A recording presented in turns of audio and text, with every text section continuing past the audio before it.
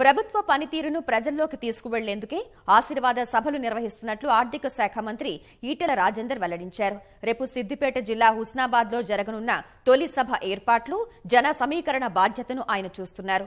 ఆశీర్వాద సభకు సంబంధించిన ఈటెల రాజేందర్తో ఈటీవీ తెలంగాణ ముఖాముఖి ఇప్పుడు. హుస్నాబాద్లో ముఖ్యమంత్రి కేసీఆర్ మొట్టమొదటిసారిగా పాల్గొనబోయే ప్రజల ఆశీర్వాద సభ ఏర్పాట్లను ఆర్థిక మంత్రి ఈటెల రాజేందర్ పర్యవేక్షిస్తున్నారు. అయితే దీనికి ప్రజల సమీకరణ ఎలా ఉంటుంది, అసలు దాని ఉద్దేశం ఏంటి మంత్రి గారిని అడిగాం.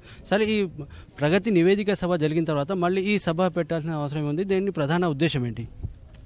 ముఖ్యమంత్రి గారి సభ ఇక్కడ మొట్టమొదటిది కాదు, ఈ దఫా మొట్టమొదటిది. ఈ 3-4 రోజులుగా ఇతర పార్టీల నాయకుల ఆరోపణలు, చౌకబారు మాటలు చూస్తూ ఉన్నాం. ఇవన్నిటిని కూడా తేల్చుకోవాల్సింది ప్రజాక్షేత్రంలో మాత్రమే. కాబట్టి ఇవాళ చివరి సంవత్సరం, ఇది ప్రభుత్వానికి చివరి సంవత్సరం, అంటే ఆఖరి సంవత్సరంలో కొనసాగుతుంది.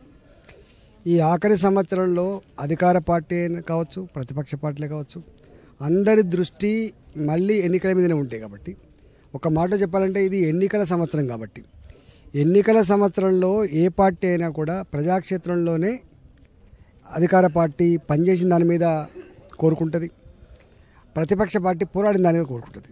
అదేందో తేలిపోయేటువంటి సభగా మేము భావిస్తూ ఉన్నాం. వారు డిసైడ్ చేసినట్టుగా 50 రోజులలో 100 నియోజకవర్గాల్లో 100 సభలు పెట్టాలని చెప్పి అయితే భావిస్తూ ఉన్నాం.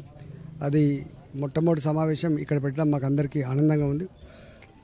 ముఖ్యమంత్రి గారికి ఉద్యమ నాయకుడిగా ఉన్న కాలంలో ఇప్పుడు కూడా ఇది సెంటిమెంట్ జిల్లాగా ఇక్కడ మొదలుపెట్టిన ప్రోగ్రాం విజయాన్ని ముద్దాడుతుంది తప్ప, గమ్యాన్ని ముద్దాడుతుంది తప్ప ఎప్పుడూ వెనకపోయిన సందర్భం లేదు. కాబట్టి ఆ సిలిసిలాలో వారు ఇక్కడ పెడతా ఉన్నారు. సరే, జన సమీకరణ ఎలా ఉండబోతుంది? అంటే ఈ నియోజకవర్గాల వారిగా ఉంటుందా, లేకపోతే చుట్టుపక్కల నియోజకవర్గాన్ని కూడా ఇక్కడ రప్పిస్తారా? ఓన్లీ హుస్నాబాద్ నియోజకవర్గం తప్ప ఒక్క మనిషి కూడా బయట నుంచి వెళ్ళి తీసుకొచ్చే ఆస్కారం లేదు. ఏ నియోజకవర్గానికి ఆ నియోజకవర్గమే, అక్కడే సభ ఉంటుంది. ఈ నియోజకవర్గంలో 60 నుంచి 70 వేల మందిని కదిలించాలని చెప్పి మేము ప్లాన్ చేస్తూ ఉన్నాం. ఇక్కడ ఇప్పటికే 7 మండలాలు ఉంటే 7 మండలాలకు ఇన్ఛార్జీలు కూడా వేసుకున్నాం. పగటిబందిగా ఆర్గనైజ్ చేస్తున్నాం.